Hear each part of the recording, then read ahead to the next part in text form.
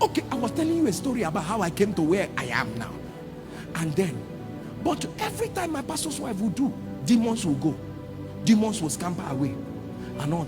That is how I came. I had courage. They brought Felicia. You know my story with Felicia.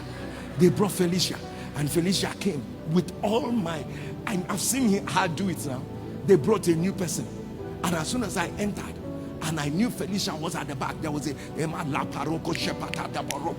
I just came, you know, she began to laugh. I'm not joking. She began to laugh. She laughed. She laughed. She laughed. And then she didn't just laugh. She called me in Igbo, Ishoburoko. And you know what Ishoburoko means? Stockfish head. And you know, I know now I understand that stockfish head. There's really nothing inside stockfish head. Do you understand what I'm saying? And she called me Ishoburoko. I was a child. I didn't have self-esteem. The devil did not care about my self-esteem. Every single faith I had in God, just doing the bah, I just shifted. Carrying my Bible, went and sat on the staircase. And not too long, my pastor's wife was coming up. And she said, why are you here? I didn't say anything. She said, why are you here? I didn't say anything. She said I should follow her. As I followed her, as I was coming in, Felicia had not seen her. Felicia was still a new mad recruit that they brought in. Felicia had not seen her. From where Felicia was, Felicia started shouting, hey, hey, hey. I said, what will make this mad girl that have not seen my pastor's wife to start shouting? Me that they saw. They saw me. They were laughing at me. Me, her that they did not see. Sense of God. This oily. Anyway, let me continue. And I asked my pastor's wife because it worried me. I was a little boy. I was probably 10 or maybe 11 or 9, between 9 and 11.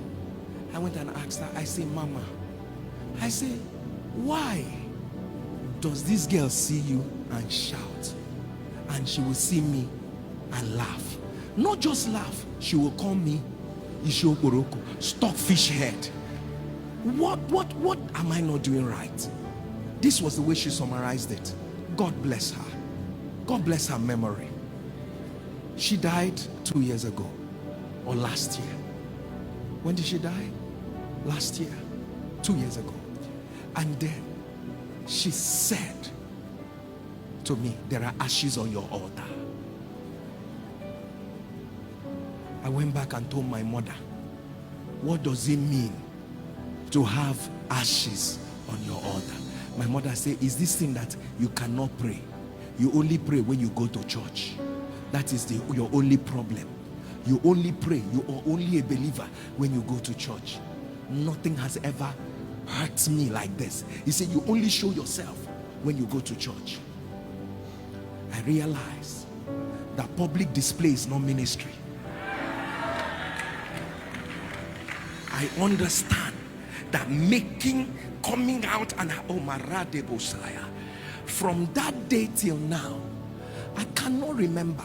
I say with all humility under God, I don't care how other people are doing their own, but I'm doing my own out of encounter where I'm coming from.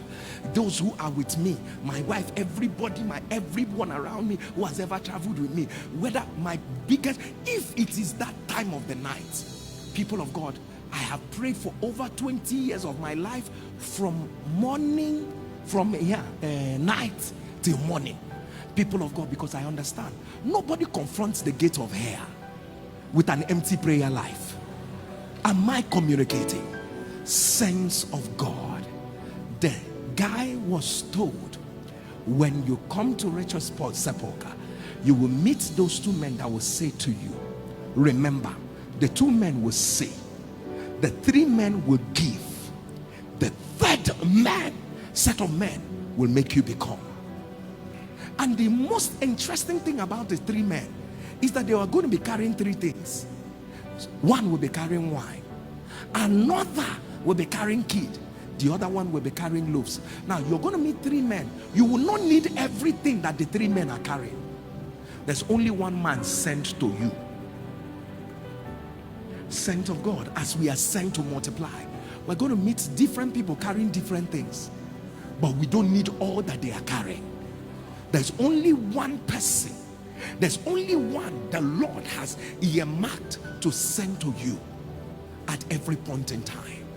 But this is where I'm going to stop this evening.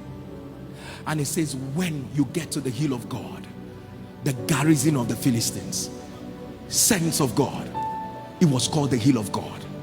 But I don't know that if you read with me that it had become the garrison of the Philistines. The word garrison, headquarter, military base of the Philistines. How can the hill of God become the headquarter of negativity? He said, when you get there, you will see a band of prophets, men like you. There is a new level to which you are going to wage the warfare. It will not be a warfare of God. As they are coming, Kadosia, make no mistakes, you are not the only one. So don't come and claim God is raising me, I am the only one. There are other men who are there. When you get there, join them and begin to prophesy. Join them and begin to, and the battle is Kopasha. I don't know whether this will offend your theology, but there are hills of God that have been lost to the garrison of the Philistines. I don't know whether it will offend your sensibility, but let me repeat one more time. There are hills of God that the Philistines are now the ones in charge of it. And God is saying, I'm looking out of Advance 2026 men who will go back. But this time around, they must have a prophetic word in their mouth. The Kuradia, Sabadia, they are going to go back to the Hikupalishia Zendea. Heaven bleeds when they see what used to be the hill of God. What used to be the hill of God become headquarter of negativity. Men who used to be God's voices saying things we don't understand. The hill of God becoming a headquarter of the, he said, I'm sending you there. You are going to find some men. They are going to be prophesying. And Kopalita Boloshiara, saints of God, how you know your company? They don't sit back to ask, who are you? They don't ask you, who are you? They don't ask you, where are you coming from? They don't ask you, are you speaking our language? Brother, let's do it. Sis, are you speaking our language? Are we in this together? Nobody looked at him. It was the outsiders that were asking, is Saul also among the prophets? But the kingdom men were not going to be bothered. We don't care what you know about Saul, but what we know is that his encounter is saying he's prophesying with us. And if he's prophesying with us, we are go paletoba erekade. The scripture did not say you will become another man and then you prophesy. The scripture says, as you prophesy, you will become another man. Saints, let us allow them prophesy. They will become another man. Forgive my use of English. I'm not sure it's correct, but let's let them.